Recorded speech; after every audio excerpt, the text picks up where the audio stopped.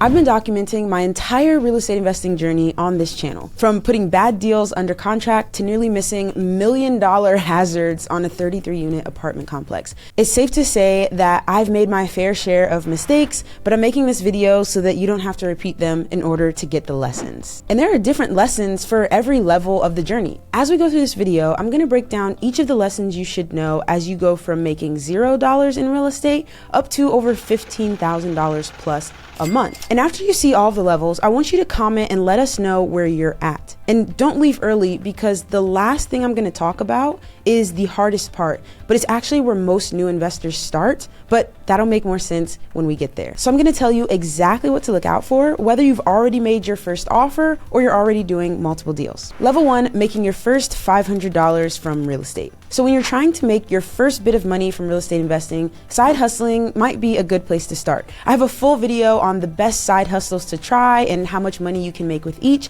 But before you go watch that, here's the mistake I almost made and that you should avoid. One of the side hustles in that video is being a scrap metal collector. And when I learned that people drive around in their trucks, go to job sites, pick up old dishwashers, building material, anything with valuable metals like copper in it, and then they pick up those things for free and then they sell those pieces and make a profit, I thought to myself, I can do that. I was comparing that to side hustles like driving for dollars, where I would drive around and log distressed properties for an investor, and if they eventually bought anything off of the list of properties I sent them, I'd get a cut. Now, it seemed that I could be sure that when I found the scrap metal, I could sell it and make money. But when I was driving for dollars, even if I found an amazing distressed house that would make a great deal, there were still a lot of things outside of my control that the investor had to do to close that deal for me to end up getting paid. And so it seems like the more straightforward, the more for sure money was in the scrap metal collecting. But here's the lesson.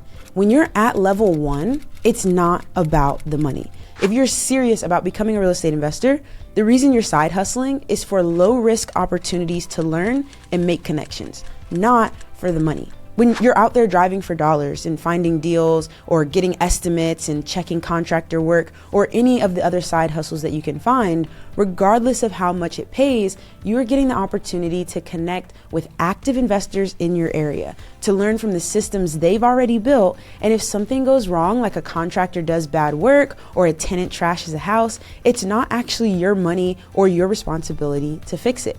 Keep that in mind as you're trying to choose. It's not about what makes the most money, it's about what's most in line with whatever your end goal is. You should also think about where your strengths and your competitive advantages might lie. Like if you have a lot of extra time on your hand, then certain side hustles are gonna work better. Or if you have a specific set of skills that you can bring to the table, those might work better. But remember, it's not about the money. It's about the low risk opportunity to learn and gain connections. That is what you're after at level 1. Eventually though, you'll get to level 2, where you're making somewhere between $500 and $5,000 a month from real estate investing, and it does become more about the money. You can do this with a couple of different strategies, but let's talk about BRRRR investing. Here's some footage of one of my very first BRRRR deals. It was a single family residence with a garage apartment in the backyard. And if you're not familiar, BRRRR is when you buy, renovate, rent, refinance, and repeat on a deal. It can get a little complex, so I'll put the full breakdown where I show you all of the math and the numbers behind the deal. I'll put the link to that video in the description. But the idea is that you're able to raise the value of a property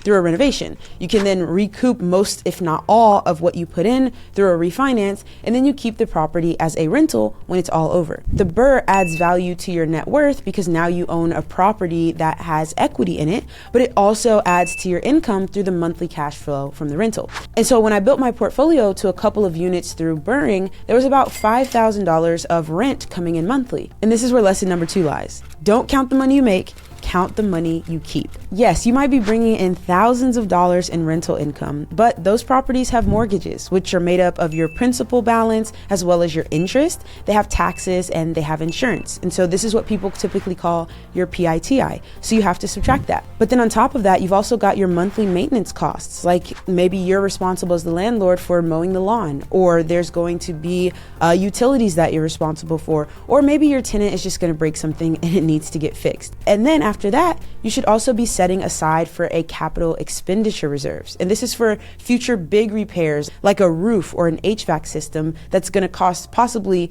thousands, if not tens of thousands of dollars. And so you need to be setting aside $50, $100 a month so that when it comes time to replace that roof in 15 years, you have the money in the bank to do so. So the point is, you're going to be left with so much less than your top line after you take all of your expenses into account. And at this point, you've actually moved from side hustling to running a business. And so you got to treat it like an actual business, and it is about the money. So being organized with your numbers, being realistic about how much your expenses will be each month, and making sure that the cash flow you're actually going to be left over with is enough to give you the return that you're looking for. It's really easy to make deals look good on paper before you buy them if you don't take these things into account. But then you actually get into the deal and you might be left with a property that's costing you money every month rather than making you money. Typically, as a just quick first look, I use the 50% rule when I'm analyzing deals, meaning that whatever the rental income, at least 50% of that is going to go to expenses. So if it's a $1,500 rental, at least $750 of that is not going to be in my bank account at the end of each month. And depending on the age of the house, the tenant and how rough they are on the house, and the part of the country, your expenses could be even higher.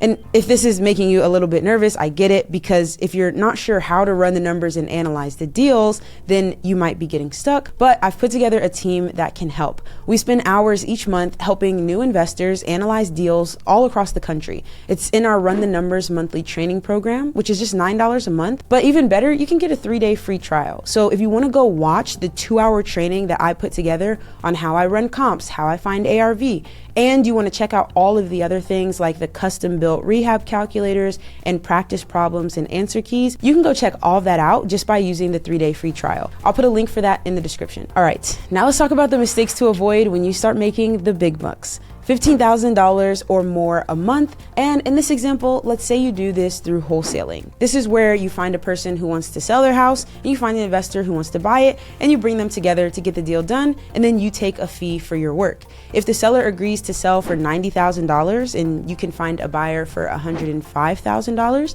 you would make a $15,000 finder's fee.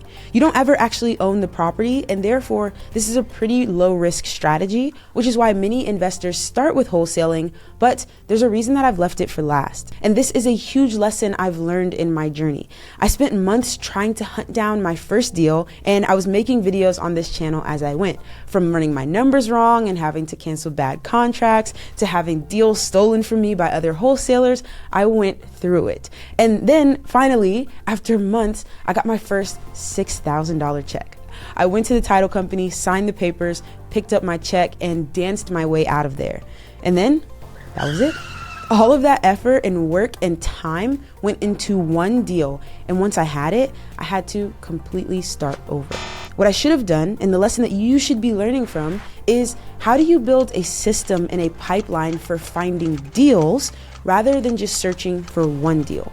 You got to decide how you're going to get leads consistently. You can look at the MLS, you can network with real estate agents, send direct mail, cold call. There's a lot of ways to do it. But as you are consistently bringing in all types of different leads into your system, you'll learn how to nurture those leads and move them down the funnel. You'll learn what problems the sellers are having and how you might be able to help them. Some of those leads will fall through and the sellers won't be interested, but others will continue to flow through your funnel and you'll close deals and make money. And as long as you consistently dump leads into the top of the system and move them along, you'll start to do repeat deals each month rather than what I think of as the new wholesaler curse, where you put so much time and energy into one deal, then you burn out when it's over and you never do another one. All of the links I mentioned are in the description, but if you're at level 1 and you're not sure which side hustle is going to set you on the right path, be sure to watch this video right here next.